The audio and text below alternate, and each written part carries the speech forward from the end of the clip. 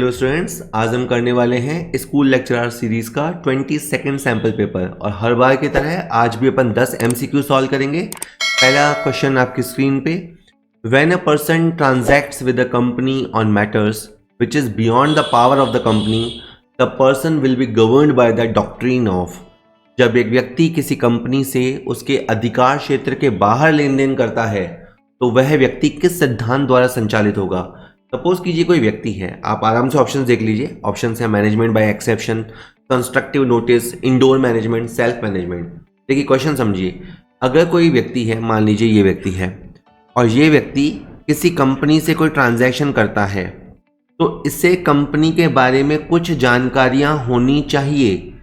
ठीक है, वो जानकारियां जो पब्लिक डोमेन में हैं, जो सूचनाएं सार्वजनिक हैं, जो सूचनाएं रजिस्ट्रार ऑफ कंपनीज के पास फाइल हो रखी हैं, उनके बारे में इसे जानकारी होनी ही चाहिए।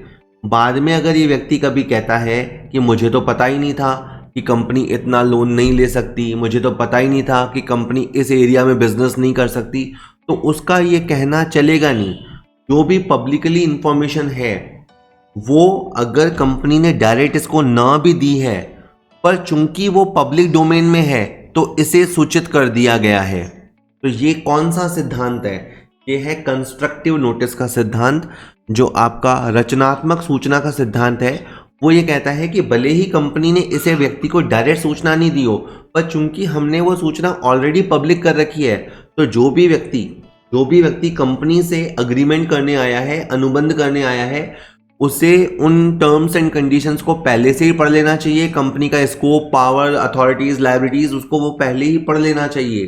ठीक है सर, तो ये कहलाता है कंस्ट्रक्टिव नोटिस। ठीक है, तो constructive notice, it is the responsibility, क्या कहता है ये वैसे, it is the responsibility of the party entering into a contract to collect, read and understand the document. The constructive notice simply means that notice has been given without actual notice. इसमें ये मान लिया जाता है कि notice दे दिया गया है, हालांकि वास्तव में कोई नोटिस होता नहीं है, पर ये मान लिया जाता है। ठीक है, तो इसमें आपको कौन सा टॉपिक मिला देखने के लिए? ये कंपनी वाला टॉपिक है, जिसमें आप कंपनी की विशेषताएं पढ़ेंगे। ठीक है, जो आपके टाइप्स ऑफ बिजनेस होते हैं, सोल प्रोप्राइटरशिप, पार्टनरशिप, कंपनी, तो कंपनी आप अच्छे से पढ़ेंगे तो ये भी आपको पढ़ना पड़ेगा। ठीक है, नेक्स्ट देखिए। अगला क्वेश्चन कहता है, match the item of list 1 with list 2। तो एक तरफ लिखा है आरबीआई का नेशनलाइजेशन कब हुआ, तो ईयर पहचानिए। इंपीरियल बैंक का नेशनलाइजेशन कब हुआ, ईयर पहचानिए। नेशनलाइजेशन ऑफ 14 कमर्शियल बैंक्स, जो 14 वाणिज्यिक बैंकों का राष्ट्रीयकरण हुआ था, वो कब हुआ था। और इस्टेब्लिशमेंट ऑफ आईडीबीआई, इसको आपको प्रॉपर वे में समझना है। तो जैसे आरबीआई का नेशनलाइजेशन 1949 में हुआ था, ठीक है, 1949 के अंदर, ठीक है, आरबीआई का नेशनलाइजेशन हुआ था। तो इससे मैंने मिलाया ए को 2 के साथ, ए मैच विथ सेकंड। जो इंपीरियल बैंक है, जो अभी का आपका एसबीआई कहलाता है, पहले वो इंपीरियल बैंक होता था, वो उस समय का भी लार्जेस्ट कमर्शियल बैंक होता था। आज भी एसबीआई सबसे बड़ा कमर्शियल बैंक है, जिसका मार्केट कैपिटलाइजेशन सबसे ज़्यादा है। और पहले इसका नाम इंपीरियल बैंक था और 1955 में इसका राष्ट्रीयकरण हो गया था। तो इंपीरियल बैंक का जो राष्ट्रीयकरण हुआ वो 1955 में हुआ, तो आपका बी जाके थर्ड के साथ मैच हो गया।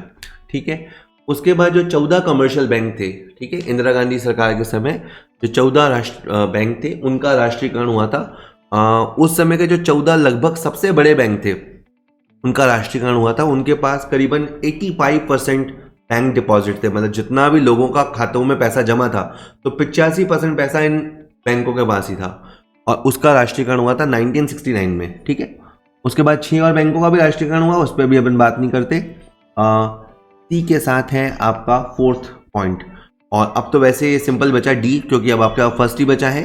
तो यहाँ से देख लीजिए कि जो आईडीबीआई है उसकी स्थापना 1964 में हुई थी, तो आपका डी जाके फर्स्ट के साथ मैच कर जाएगा। तो इस तरह से आप मैच कर लेंगे, फिर आप ऑप्शन सेलेक्ट कर लेंगे। ऐसा ऑप्शन लीजिए जिसमें ए के साथ 2 हो, ए के साथ 2 यहाँ पे भी है, यहाँ पे भी है, बी के साथ 3 भी हो, वो यहाँ पे भी है, यहाँ पे भी है, और सी के साथ 4 हो, वो यहाँ है। तो इस क्वेश्चन का आंसर फिर आपका डी लगेगा। तो इस तरह से आप मिलान कर लीजिएगा। ठीक है, चलिए नेक्स्ट क्वेश्चन देखते हैं। The index number which adopts base year quantities as weight is a method of। सूचकांक की वह विधि जिसमें आधार वर्ष की इकाइयों को हार के रूप में काम लिया जाता है।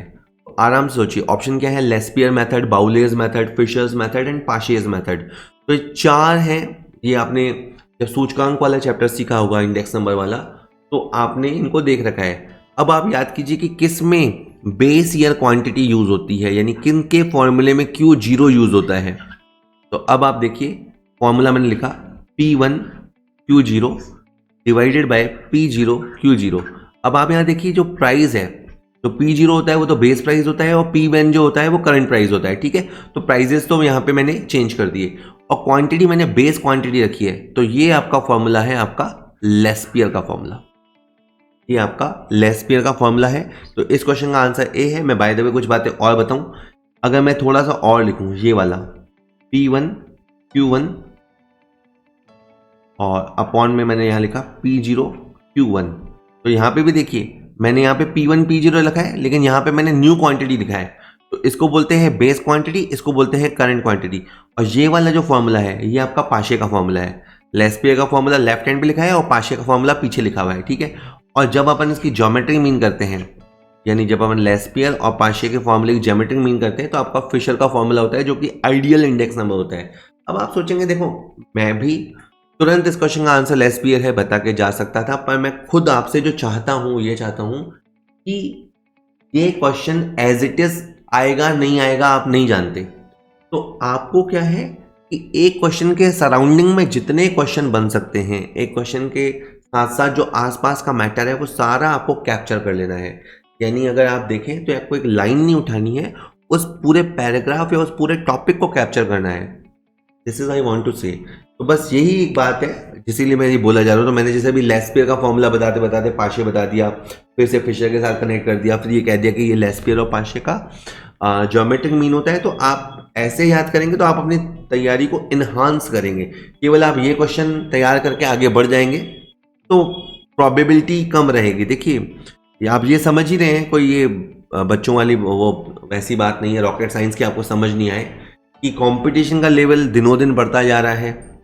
ऑब्वियस सी बात है, दो चीज़ें एक साथ बढ़ रही हैं, एक तो बेरोजगारी बढ़ रही है, अनएम्प्लॉयमेंट, और दूसरी तरफ गवर्नमेंट जॉब की तरफ जो चाह होती है वो तो हमेशा से रही है और अभी और बढ़ती जा रही है। ठीक है, तो ऐसे में क्या है, कंपटीशन का लेवल जो है वो अब चला गया है। अब आपका ये सोचना मेरे ख्याल से नहीं चलेगा कि इतना टफ थोड़ा ना पूछेगा वगैरह वगैरह, क्योंकि एक या दो क्वेश्चन ऊपर या नीचे होने से आपका रिजल्ट प्रभावित हो सकता है। तो आप अपनी जब तैयारी कर रहे हैं तो फिर तमीज से करो भाई, या तो तैयारी करो मत, बट अब कर ही रहे हो तो फिर दबा के करो। तो सिंपल फंडा ये है। सो होप आपको बातें आराम से समझ में आती हैं। लेस्पियर, ठीक है, चलिए next. Recording of liability in balance sheet wrongly results in the, कहते हैं कि अगर कोई दायित्व है उसे गलती से चिट्ठे में दिखा दिया जाए तो क्या होता है। मतलब कोई लायबिलिटी हमारे ऊपर है नहीं और फिर भी हम उसे दिखा दें तो क्या हो जाएगा? जनरल रिजर्व का क्रिएशन हो जाएगा, सीक्रेट रिजर्व का क्रिएशन हो जाएगा, कैपिटल रिजर्व का क्रिएशन हो जाएगा, या रेवेन्यू रिजर्व का क्रिएशन होगा। तो क्या होगा सर? तो आपका सीक्रेट रिजर्व का क्रिएशन होगा, गुप्त संचय का निर्माण होगा। मैं आपको वैसे गुप्त संचय एक जनरल बात लैंग्वेज में बताता हूँ। सपोज कीजिए कोई बच्चा है और मान लीजिए इसका दोस्त है। ठीक है, अपन क्या करते हैं एग्जाम के दिनों में, जब ये पूछता है ना इससे, ये मान लीजिए होशियार बच्चा है, ये इससे पूछेगा ना, और भाई तैयारी क्या चल रही है, तो ये जो होशियार बच्चा होता है, भले इसकी तैयारी हो रखी हो, 2 बार रिवीजन कर रखा हो, 3 बार रिवीजन कर रखा हो, तो भी क्या बोलेगा, अरे यार अभी तो कोर्स ही नहीं हुआ, अभी तो मैंने आधा ही कोर्स किया है, अभी तो मुझे ये पढ़ना बाकी है। तो वो झूठे ही अपनी लायबिलिटी दिखाएगा। ठीक है, और जो उसने कर रखा है, जो उसका असेट्स है, 3 बार 4 बार रिवीजन हो रखा है, उसको वो छुपाएगा। तो मैं आपको कुछ बातें बताता हूँ। आप अपनी असेट्स को छुपाते हैं या लायबिलिटीज को बढ़ाते हैं, या अपने एक्सपेंसेस को बढ़ाते हैं, या अपनी रेवेन्यू को छुपाते हैं, तो ये सब हरकतों से आपके गुप्त संचय का निर्माण होता है। मैंने 4 बातें बोली, असेट्स को कम करके दिखाना, लायबिलिटीज को बढ़ा चढ़ा कर दिखाना, एक्सपेंसेस को या लॉसेस को जबरदस्ती ज़्यादा वैल्यू पे दिखाना, और इनकम और रेवेन्यू को छुपाना, गेन्स को छुपाना। ये सब इट ऑल लीड्स टू गुप्त संचय। इन सब से गुप्त संचय का निर्माण होता है। हालांकि इससे आर्थिक स्थिति मजबूत हो जाती है। ठीक है, ये बच्चा भी इसलिए बता रहा है कि इसको नजर नहीं लग जाए, तो ये ऐसे ही छुपा छुपा के तैयारी कर रहे हैं। आप में से भी दिखते बच्चे छुप छुप के तैयारी करते हैं, उनसे पूछो क्या चल रहा है, अरे कुछ नहीं हुआ सर, अभी तो हाल ही ख़राब है, ठीक है, और एंड में पढ़ेंगे फिर लड्डू बांटेंगे। चलिए नेक्स्ट इस क्वेश्चन कहता है कि if the net cell for the year is 2 lakh rupee, if the inventory turnover ratio based on sale is 4 times, then find the stock amount at the end of the year. The inventory at the end of the year is 1.5 times as compared to the beginning. ठीक है, question English और हिंदी दोनों में लिखा है, और हम जो सैम्पल पेपर प्रोवाइड करते हैं उसमें भी ये दोनों में ही होता है। तो आप जिसमें कंफर्टेबल हो स्क्रीन को पॉज करके क्वेश्चन खुद सॉल्व करो। इसमें आपको सेल दे रखी है और स्टॉक टर्नओवर रेशियो भी दे रखा है। तो जैसे मुझे पता है कि स्टॉक टर्नओवर रेशियो का फॉर्मूला ये होता है COGS divided by average stock. ठीक है, ये हुआ करता है, आइडियली ये फॉर्मूला होना चाहिए, लेकिन हमें ये भी पता है कि कॉस्ट ऑफ गुड सोल्ड ना हो तो सेल्स के आधार पे भी इसे निकाला जा सकता है, और इन्होंने ऐसा ही किया है। इन्होंने खुद ने बोला है कि हमने जो स्टॉक टर्नओवर रेशियो निकाला है वो हमने सेल्स के आधार पे निकाला है, तो ठीक है, मतलब इन्होंने सेल्स यूज़ की है। दूसरी बात ये कि स्टॉक टर्नओवर रेशियो 4 है, और ये भी कि सेल इनकी 2 लाख है, तो फिर तो ठीक है। अब हमारा एवरेज स्टॉक मिसिंग है, तो वो तो हम समझते हैं क्रॉस मल्टीप्लाई करने में, जैसे एवरेज इधर आ जाएगा और 4 नीचे चला जाएगा, तो अपन ये ऐसे क्रॉस मल्टीप्लाई करेंगे तो सिंपली अपना एवरेज स्टॉक की वैल्यू आ जाएगी 50,000। लेकिन इसने अपन से एवरेज स्टॉक पूछा हो तो 50,000 आंसर है, लेकिन इसने तो अपन से पूछा है वर्ष के अंत का स्टॉक ज्ञात करो। तो अब अपने को पता है कि ओपनिंग स्टॉक होता है और क्लोजिंग स्टॉक होता है, और फिर उससे अपना एवरेज स्टॉक इस तरह से बनता है अपॉन 2 करके। ठीक है, अब अपने को ओपनिंग स्टॉक और क्लोजिंग स्टॉक दोनों तो नहीं पता है, पर दोनों के बीच में रिलेशन पता है, वो ये पता है कि एंड में जो इन्वेंट्री है वो 1.5 गुना है। अपने को ओपनिंग स्टॉक नहीं पता, सपोज करो x, और क्लोजिंग स्टॉक भी नहीं पता, लेकिन वो 1.5 गुना है, यानी वो 1.5x है। अगर ये x है तो वो 1.5x है, तो बस सिंपल x + 1.5x अपॉन 2 ऐसे अपन सॉल्व कर लेंगे। यहाँ पे अपना एवरेज स्टॉक है विच इज़ 50,000 रुपये, क्रॉस मल्टीप्लाई में ये से मल्टीप्लाई हो जाएगा विच इज़ 1 लाख रुपया, और इधर x और 1.5x मिलकर 2.5x हो जाएंगे, x यानी 1x और 2.5x हो जाएगा। x की वैल्यू 40,000 आ जाएगी। फिर अगर आप झटपट से 40 या आंसर दोगे, मैं एग्जाम में आपको लगेगा कि सर आप तो क्वेश्चन कराओ, इतना ज्ञान मत दिया करो, बट मैं फिर चाहता हूँ कि आप लापरवाही ना करें। जैसे आपका पहले सॉल्व करने में 50,000 आया तो कोई बच्चा आंसर लपके और 50,000, ऐसे थोड़ा ना होता है। आपसे क्वेश्चन में जो पूछा है वो भरना है, एक बार सर्किल कर दिया तो कर दिया, ठीक है ना, और फिर गेम खत्म हो जाती है। और एक क्वेश्चन से मैंने कहा ना ऊपर नीचे हो जाता है मामला। तो पहले जो आया वो एवरेज स्टॉक आया, अभी x की वैल्यू आई है जो कि ओपनिंग स्टॉक है। हमसे तो क्लोजिंग स्टॉक पूछा है, तो 40,000 इंटू 1.5, ठीक है, क्योंकि आप क्वेश्चनों के थ्रू ही तो वो आपका टेम्परामेंट जज कर रहे हैं ना, तो आपको थोड़ा सा अच्छे से क्वेश्चन सॉल्व करने हैं, और इसका 60,000 आंसर हो जाएगा। चलिए सर, तो स्टूडेंट्स आप ये जो क्वेश्चन देख रहे हैं सैम्पल पेपर के अंदर, ये इस सैम्पल पेपर 22 से लिए हुए हैं। जैसे इस सैम्पल पेपर 22 में आप देख सकते हैं इसके अंदर क्वेश्चन हिंदी और इंग्लिश दोनों में दे रखे हैं। जैसे जो अभी आपने क्वेश्चन देखा लाइक बैंकिंग वाला, वो यहाँ पे 11वें नंबर पे है। तो और इस तरह से हमने टोटल इस सैम्पल पेपर में 150 क्वेश्चन दिए हैं। जिसमें आपको एक बात और बताना चाहता हूँ, टोटल जैसे इसके अंदर 150 क्वेश्चंस हैं, और इस तरह के हमने 50 सैम्पल पेपर्स डिज़ाइन किए हैं। तो एक बहुत अच्छी तैयारी कर पाए। इसमें लास्ट के 30 क्वेश्चन आपके साइकोलॉजी के भी क्वेश्चन हैं। तो टोटल 7,500 मल्टीपल चॉइस क्वेश्चन हम आपको देने वाले हैं, और ये जस्ट 249 रुपये में अवेलेबल होंगे। आप एक बहुत अच्छी तैयारी कर पाएँ तो एक बहुत ही नॉमिनल कीमत पे है, आप अपनी तैयारी चेक कर सकते हैं। आपको क्या करना होगा, आपको इसमें सबसे पहले कॉमर्स पॉइंट ऐप, हमारा जो कॉमर्स पॉइंट ऐप है, ठीक है, प्ले स्टोर पे जाएंगे तो यही वाला सिंबल आपको दिखाई देगा, यही वाले सिंबल कॉमर्स पॉइंट ऐप आप वहाँ से डाउनलोड कर लीजिएगा, या आप मुझे चाहें तो व्हाट्सएप कर सकते हैं। हमारा व्हाट्सएप नंबर है 9928086953। इस पर हम आपको लिंक भेज देंगे, आप वहाँ से भी इजीली ऐप डाउनलोड कर सकते हैं, और वहाँ फिर आपको ये सारे के सारे सैम्पल पेपर्स मिलेंगे। तो बहुत आप एक डिटेल्ड तैयारी कर पाएंगे। अगर आपको बाय द वे किसी क्वेश्चन में डाउट्स आते हैं तो आप वो डाउट्स भी हमें भेज पाएंगे, और जो जो हमें डेफिनेटली समय मिलेगा हम उनको डेफिनेटली रिजॉल्व करेंगे। इसके अलावा भी आपको एक सजेशन देना चाहें तो आप दे सकते हैं। सर, तो इस तरह से है ये क्वेश्चन, बढ़िया तैयारी कीजिए। चलिए अभी 5 क्वेश्चन और बचे हैं, उनको देखेंगे। नेक्स्ट क्वेश्चन जो आपके पीडीएफ पे आएगा वो कहता है कि Bhandari's trial balance was showing difference of ₹5,000, debit side exceeds credit side. एक बात और गौर कीजिए, जब आपने पहली लाइन पढ़ी कि भंडारी का तलपट 5,000 का अंतर दिखा रहा है, इसमें थोड़ी सी अनक्लियरिटी है, थोड़ी सी अस्पष्टता है। हमें नहीं पता कि भंडारी का तलपट डेबिट साइड एक्सीड कर रहा है या क्रेडिट साइड एक्सीड कर रहा है। तो इस बात को अपने दिमाग में रखिए कि पहली लाइन से ये पता नहीं चला था, बस ये पता लगा था कि 5,000 का डिफरेंस है। दूसरी लाइन ने हालांकि क्लियर कर दिया कि डेबिट साइड जो है वो क्रेडिट साइड से ज्यादा है। ठीक है, दैट्स ओके। आगे, while checking of total of cell register, जब हमने सेल रजिस्टर को जांचा, he found that the total is overcast bye 2,000। अब उसने सेल रजिस्टर को उठाया गलतियां ढूंढने के लिए उस सिलसिले में, तो उसने पाया कि जो सेल रजिस्टर है उसकी जोड़ ज्यादा लगी हुई है।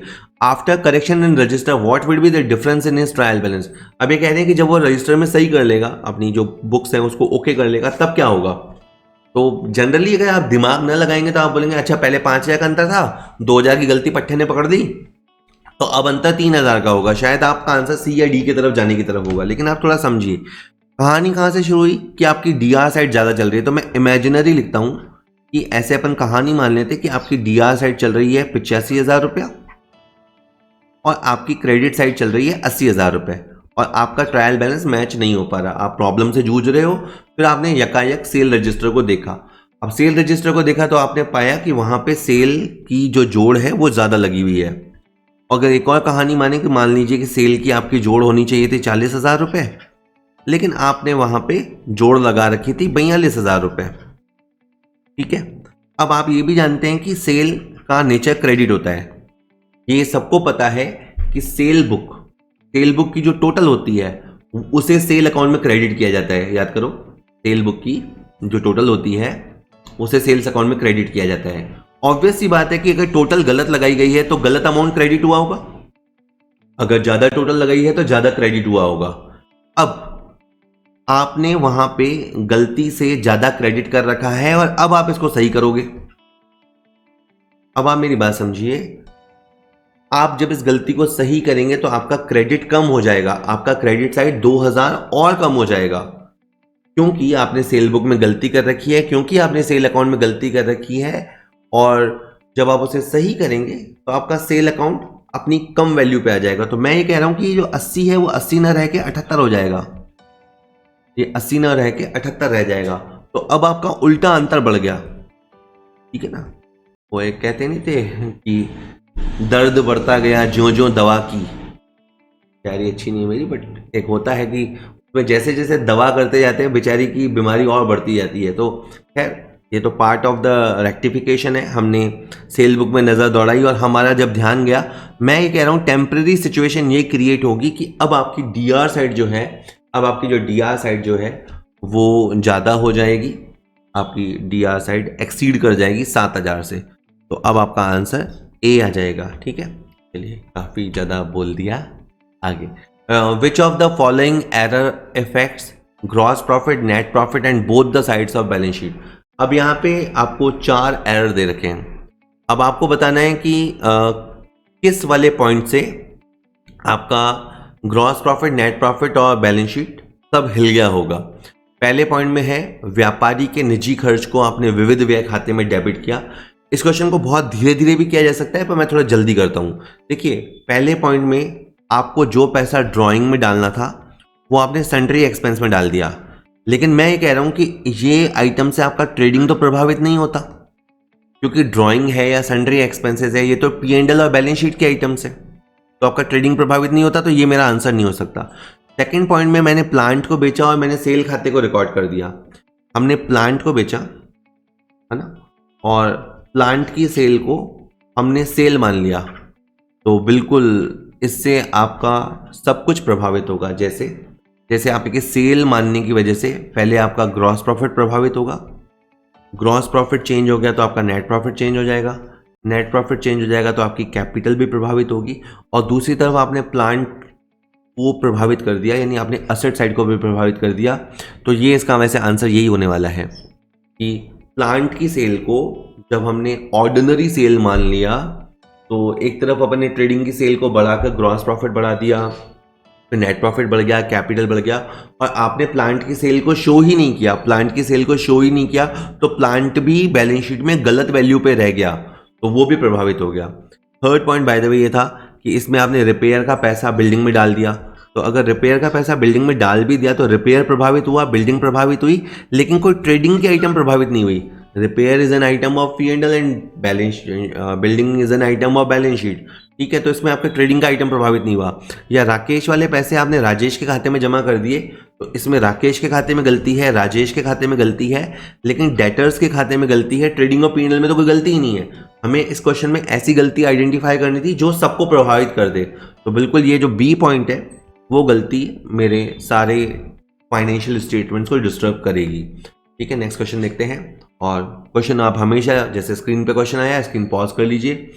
How many debenture will a company issue if the company needs 14,40,000 रुपया। कंपनी को 14,40,000 रुपये की जरूरत है, तो कंपनी कितने डिवेंचर इशू करेगी? The face value of debenture is 75 रुपया and the debentures are to be issued at 20%। तो ठीक है, हमने जैसे ऑर्डिनरी क्वेश्चनों में क्या होता है कि हमने किसी व्यक्ति से असेट्स खरीदे, जिससे हम खरीदते हैं उसे वेंडर बोलते हैं, और 14,40,000 रुपये का हमें हिसाब करना है, और बदले में जैसे ही अपन देखते हैं ना 20% प्रीमियम। आप इतने लापरवाह हैं नहीं, पर कुछ होते हैं तो मैं उनके लिए बता रहा हूँ, तो अच्छे बच्चे हैं। तो जैसे वो देखते हैं क्वेश्चन में हमने 20% प्रीमियम पे इशू किया, तो वो डिवाइड में 120 का भाग लगाएंगे। उनको याद होता है, और हाँ जब सर वेंडर को डिवेंचर या शेयर देते हैं ना, तो नीचे ना इशू प्राइस लिखते हैं, नीचे निर्गमन मूल्य लिखते हैं, और सर 20% प्रीमियम है तो 120 लिखेंगे ना, सही है ना सर, और फिर काटा पीटा करेंगे और ऐसे 12,000 निकाल देंगे। जबकि मैं ये कह रहा हूँ कि क्वेश्चन में आपको 14,40,000 रुपये देने हैं, ये बात सच है, पर आपका जो डिवेंचर है वो 75 रुपये वाला है। अब देखिए, और यही मैं कह रहा हूँ कि 75 वाला भी हो सकता है, 100 वाला भी हो सकता है, 200 वाला भी हो सकता है, तो आंखें खुली रखिएगा, ठीक है। उन 3 घंटों में आंखें खुली रखनी है जिस दिन आप पेपर लगा रहे हैं, बहुत चौकन्ने होकर लगाने हैं कि ठीक है। तो 75 रुपये का डिवेंचर है और 20% प्रीमियम है, 15 रुपये प्रीमियम हो गया, 90 रुपये आपकी रेट हो गई, तो 14,40,000 डिवाइडेड बाय 90 रुपया, ठीक है। तो आप सामने वाले को डिवेंचर दे रहे हैं, ऑल्दो वो 75 का है, लेकिन आपका हाई प्राइस पे चल रहा है, आपने उसे 90 रुपये पे दिया, और फिर आप कैलकुलेशन करेंगे 9 एकम 9 और 9 छंग 54, इस तरह से 16,000 डिवेंचर। तो हम सामने वाले वेंडर्स को 16,000 डिवेंचर्स देंगे। अगेन ये बहुत सारे क्वेश्चन पूछ सकता है, अच्छा 16,000 डिवेंचर देंगे और बैलेंस शीट में डिवेंचर्स को किस मूल्य पे दिखाया जाएगा, तो आप 75 रुपये से दिखाना, ठीक है। बैलेंस शीट में प्रीमियम कितने रुपए पे आएगा, तो आप 16,000 इंटू 15 दिखाना। एंट्री पूछ सकता है, कैन आस्क एनीथिंग, वो कुछ भी पूछ सकता है, आखिर वो हमें जवाब दे रहा है तो उसके भाव कर आ जाए, जो चाहे पूछ सकता है, ठीक है। चलिए, in a game a man can make profit of ₹2,000 with the probability 0.8 and suffers a loss of 800 with probability 0.2, what is his expectation. तो प्रोबेबिलिटी वाला टॉपिक है ये, वैसे प्रोबेबिलिटी का एक्सटेंशन है। जैसे मान लीजिए कि आप कोई गेम खेलने जा रहे हो, ठीक है, आप या कोई टीम है वो गेम खेलने जा रही है, वो जीत सकती है, उसकी प्रोबेबिलिटी है 0.8, और वो हार भी सकती है, उसकी प्रोबेबिलिटी है 0.2, ठीक है। वेल, अपन यूँ समझो कि ये प्रोबेबिलिटी गिवन है, ये है जीतने की और ये है हारने की। जीतने पे आपको मिलने वाले हैं 2,000 रुपये, ठीक है। तो आपको क्या करना होता है, इस प्रोबेबिलिटी को इससे मल्टीप्लाई करना होता है। तो 0.8 को 2,000 से मल्टीप्लाई करेंगे तो 1,600 आएगा, और आप उस गेम में हार सकते हैं, इसका अमाउंट है 800 रुपया। तो 800 को आप 0.2 से मल्टीप्लाई करेंगे तो आपका 160 रुपया आएगा, तो प्लस माइनस करने पे आपका 1440 आएगा। तो इसमें आपकी जो प्रत्याशा है, जो मैथमेटिकल एक्सपेक्टेशन है, वो है 1440। इससे मैं बताऊँ ये कहाँ है कि देखिए, जीवन अनिश्चितताओं से भरा है, कुछ चीज़ें हो भी सकती है या नहीं भी हो सकती है। तो कई बार तो डिसीजन हम लेते हैं अपने इंट्यूशन से, हमारे मन में जो आ रहा होता है कि नहीं ऐसा होगा वैसा होगा, हम अपने इंट्यूशन के बेसिस पे डिसीजन लेते हैं। मैथमेटिकली भी आप डिसीजन ले सकते हैं। देखिए, जिस चीज़ में आपको अनिश्चितता है उसको आप लिख लीजिए कि आप, जैसे फॉर एग्जांपल आपका सिलेक्शन होने के चांसेस कितने हैं, सपोज कीजिए 0.2, मान लीजिए 20% चांस है आपके सिलेक्शन होने के, और 0.8 है आपके सिलेक्शन ना होने के, ठीक है। इसको अपन बोल देते हैं पास होने की प्रोबेबिलिटी, इसको अपन बोल देते हैं फेल होने की प्रोबेबिलिटी। अब अगर आप पास हो जाते हैं तो आप समझ सकते हैं कि आपको क्या मिलेगा। फॉर एग्जांपल आपको 50,000 की जॉब मिलेगी, ठीक है। और अगर आप फेल हो जाते हैं तो आपका क्या नुकसान होगा, मात्र हो सकता है आपने 1000 रुपये का फॉर्म भरा हो, तो आप देखिए 1000 रुपये का फॉर्म कितना रुपया हुआ 800, और 50,000 इंटू 0.2 कितना हुआ 10,000। तो इसलिए मैथमेटिकली भी हमें ये गेम खेलनी चाहिए। ठीक है, कोई अगर ये कहे ना अरे नहीं मेरे तो फेल होने के चांसेस ज़्यादा हैं, अरे फेल होने के चांसेस ज़्यादा हैं लेकिन इसमें जो लॉस का अमाउंट है वो कम है, और जो पास होने की प्रोबेबिलिटी है वो कम है, लेकिन इसमें जो रिवार्ड है वो ज़्यादा है। तो मैथमेटिकली ये गेम खेलने जैसा है। तो एक मैथमेटिकल एक्सपेक्टेशन होता है जिसमें अपन प्रत्याशा निकालते हैं, और प्रत्याशा से हमें यही पता लगता है कि किसी गेम में हमें पार्टिसिपेट करना चाहिए या नहीं करना चाहिए। तो ये प्रोबेबिलिटी से जुड़ा हुआ ही टॉपिक है, मे भी आ जाए तो इसलिए मैंने बता दिया। ठीक है, और ये आज का लास्ट क्वेश्चन आ रहा है, an increase in selling price will affect. अगर आप सेलिंग प्राइस को बढ़ाएंगे तो क्या होगा, ब्रेक इवन पॉइंट बढ़ जाएगा, ब्रेक इवन पॉइंट घट जाएगा, ब्रेक इवन पॉइंट प्रभावित नहीं होगा, नन ऑफ दीज। ठीक है, तो अब आप देखिए अगर आप तैयारी करके गए हैं तो बहुत ही ईजी क्वेश्चन है, कॉन्सेप्ट क्लियर है, बहुत ईजी क्वेश्चन है, वरना दिक्कत आ सकती है। तो सपोज कीजिए हम कोई वस्तु 10 रुपये में बेचते हैं, अभी हमारा सेलिंग प्राइस 10 रुपये है, ठीक है, और हमारी वेरिएबल कॉस्ट 8 रुपये है, और हमारा जो कंट्रीब्यूशन है वो 2 रुपये है। ठीक है, आराम से हम कोई वस्तु पानी का बॉटल 10 रुपये में बेचते हैं और 2 रुपये कमाते हैं। ठीक है, और ये भी मान लेते हैं कि हमारा जो फिक्स कॉस्ट है वो 10,000 है, तो हमें आज के दिन, या 12,000 कर लेते हैं, तो आज के दिन हमको 6,000 पानी के बॉटल बेचने पड़ेंगे, क्योंकि हम एक बॉटल पे 2 रुपये कमाते हैं। तो 12,000 का कॉस्ट कवर करने के लिए, यानी हमारा ब्रेक इवन पॉइंट अचीव करने के लिए, वी हैव टू सेल, हमें बेचने होंगे हर हालत में 6,000 यूनिट। 3 चेंज करते हैं। अब अगर हमारा सेलिंग प्राइस हमने बदल दिया, हमने 10 रुपये की बॉटल का भाव कर दिया 12 रुपये, यानी हमने सेलिंग प्राइस को बढ़ा दिया एज पर द क्वेश्चन, और हमारा वेरिएबल कॉस्ट तो अभी भी कितना है 8 रुपया, तो अब हम बॉटल पे कमाएंगे 4 रुपया। पहले हम बॉटल पे 2 रुपये कमा रहे थे, अब हम कमाएंगे 4 रुपया। तो अभी भी हमारा फिक्स कॉस्ट तो 12,000 है, और अब हम हर बॉटल पे 4 रुपये कमा रहे हैं, तो अब हमें 3,000 यूनिट्स बेचने होंगे। तो पहले जो कॉस्ट हमारी 6,000 यूनिट्स पे होती थी, अब वो हमारी 3,000 यूनिट्स पे कवर होगी, यानी ब्रेक इवन पॉइंट घट जाएगा। तो सेलिंग प्राइस में बढ़ोतरी के चलते आपका जो ब्रेक इवन पॉइंट है वो डिक्रीज हो जाएगा। ठीक है, तो इसका आंसर बी रहेगा। होप वीडियो आपके लिए यूजफुल रहा। अगर वीडियो अच्छा लगा हो अपने दोस्तों के साथ शेयर कीजिए, वीडियो को लाइक कीजिए, कमेंट कीजिए। Thank you.